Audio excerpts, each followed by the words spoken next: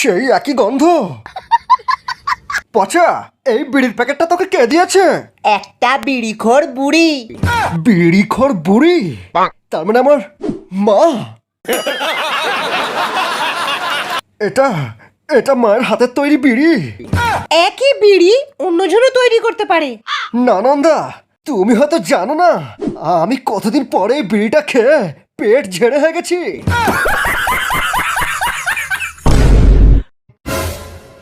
মা, মা, তুমি জানো যে আমি তোমার স্পেশাল বিড়ি ছাড়া কিছু খেতে পারি না মা। মা গো, আমাকে একবার একবার তোমার স্পেশাল বিড়িটা খেতে দাও মা।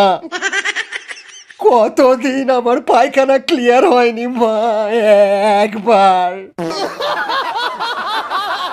মা, তুমি আর বাবা যখন হানিমুনে গিয়েছিলে তখন একটু খৈনি কিনতে গিয়ে আমার বাবা সিঁড়ি থেকে পা ফসকে পড়ে গিয়ে সেই জায়গায় চোট খেয়েছিল।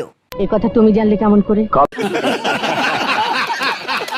কাল রাতে বাবা আমার স্বপ্নে এসে বলে গেছেন, আরো বলে গেছেন বাবা আমার হওয়ার জন্য পাড়ার সমস্ত বিড়িখোরদেরকে একটা করে শান্তি বিড়ির প্যাকেট কিনে দেওয়ার মানত করেছিলেন, কিন্তু বাবা তা দেননি। এখন এই বিড়িখোরগুলো আমাদেরকে শ্রাপ দিয়েছে, বলেছে এই রাজমহলে সবার পায়খানা বন্ধ হয়ে যাবে, বুকে গ্যাস উঠে সবাই মারা যাবে। সারাদিনে কটা বিমল খাস? আরে বিমল খেলে মনে হবে পৃথিবীর সব নেশা ছেড়ে দিই। আরে আমি তো হাত দিয়ে যাওয়ার আগেই 10-15 প্যাকেট মেরে দিই। বাবা, আমার বাইকে তেল শেষ হয়ে গেছে। কাল তো 50 টাকা দিলাম। 50 টাকা?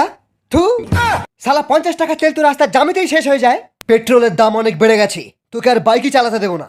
আরে দরকার নেই তোমার বাইকের, আজ থেকে আমি টোটো কিনে চালাবো, নিজের টাকায় বাইক কিনবো।